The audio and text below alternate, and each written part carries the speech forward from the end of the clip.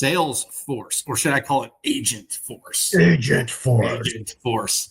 Now we all know, and we all know it's been an interesting and kind of exciting couple months. Mark Benioff screaming into the X abyss at Microsoft for some areas that do warrant consideration. I'm not going to say right or wrong, because I think it's not universal. But the challenge of going as fast as some of these companies are going is the data governance is complicated. And when you try to put generative AI on top of every data set across every platform and make it there is opportunities to create risk, which, Pat, this goes back to your sort of skeptical comments that you made about AWS, not about AWS, at AWS, about enterprise AIs. This stuff's really hard. Like, it is really hard to do this, to get all the data, make it all available, exposed and utilized. And then, by the way, make it all compliant. Because even what you can do here in the US with an agent or with a assistant or a co-pilot or a automation, you can't necessarily do in Europe. You can't necessarily do in other parts of the world. So doing this and then dealing with the sovereignty of data and stuff like this is really hard. But Salesforce, and Pat, we've been evaluating this very closely. There'll be more coming out very soon. But I guess the TLDR in the earning is, they were okay they missed on earnings per share, but they beat on revenue and they skyrocketed. Okay, so how does that happen, right? Well, it happens when you make two claims out loud that people really wanted to hear. The first claim was that Agent Force is on track and the early adoption is strong. Is it another one of the? Yep, there it is. I also don't hold that one, but congrats, Salesforce employees and longs. You are wealthier today than you were before their earnings. The second thing is that you announce is an up guide for the next year.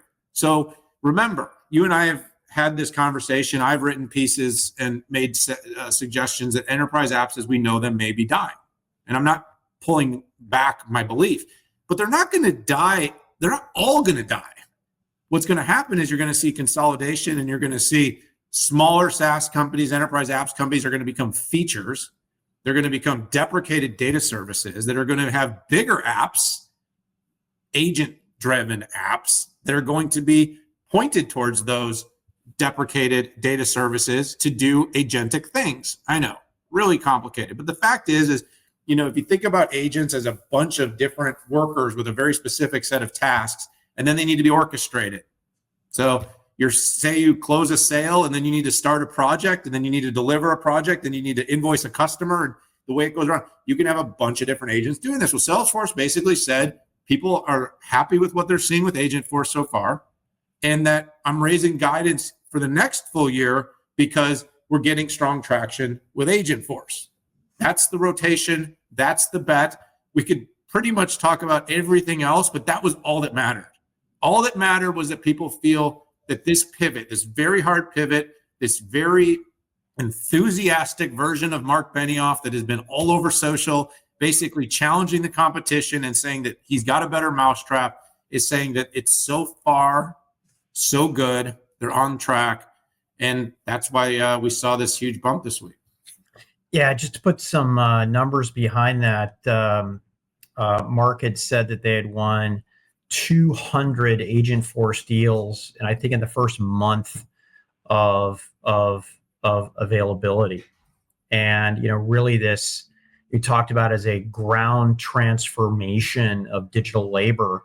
And I started to kind of dig into that a little bit. I read the transcript, and one thing that really popped out was their pretty unique pricing model, Daniel. And it's not dollars per seat. It's like dollars per conversation. The list price is $2 per conversation. You can buy that in bulk, but I thought that was really instructive and cool. The only thing that could be better, and maybe the Accentures of the world will put a layer on and charge is charge by the outcome, right? Find a quality metric to be able to do that. But in call centers and stuff like that, even in call centers, they do arrive at a cost per incident. Yeah. And I just thought it was fascinating way to do pricing. And it's funny. I'm wondering if it's cause and effect. The Mark waging war on Copilot, or as he calls it, Clippy, and these 200 deals, or they're just completely unrelated. I have no idea. The other interesting thing that came out on the call was this consolidation into a new core. And to me, this is the back end work that you need between their data platform and then all their front end platforms to be able to more easily move around. It's interesting. I thought they already had this when we went to their Big Tent event a few months back. Maybe that was just a reiteration of that, but I think I need to do and go a little bit more work on that. The way that I think this is going to play out, Daniel, is the first generative AI implementations are going to be inside of specific data domains, right? It's going to be in ERP. It's going to be in CRM. It's going to be in Salesforce automation. It's going to be in inside of HR. And, there's a lot of work that goes into crossing the streams, right? Whoever's watched the Ghostbusters, Crossing the Streams, I have met with so many CIOs out there, and I'm like, give it to me straight. Where's this going? And they're just like, we don't know. We're not moving everything into the cloud. We are not going to do that. We're going to move a little bit of it. No, we're not moving our data. And I think they are going to move some of the data up into the cloud, but it just reinforces to me that this is going to be a domain-specific world with some, with a little bit of crossing data domains. And I just think that the enterprise SaaS, I don't think they're dead in the water. I think as we've seen with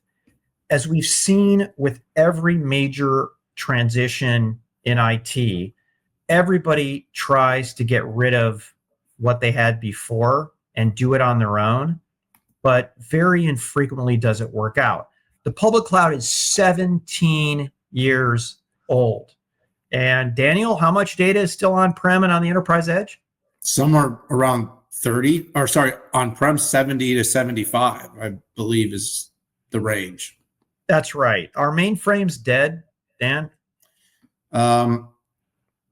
Not if you ask companies that make mainframes, but no, I'm serious. No. They're still very relevant, especially in transaction processing. So it's just like, I think if you have perfect data, you can put an agent, or you can put an LLM on it, and you can do that. But you know what? Nobody has perfect data. It's ugly. I asked one CIO, hey, tell me, couldn't you do this? Just put something on SAP. And he's like, the data schema for SAP, and no, we don't have 27 different instances of SAP in my company. We have one. We've already done the consolidation, but the data is so hard to work off of, it's almost impossible.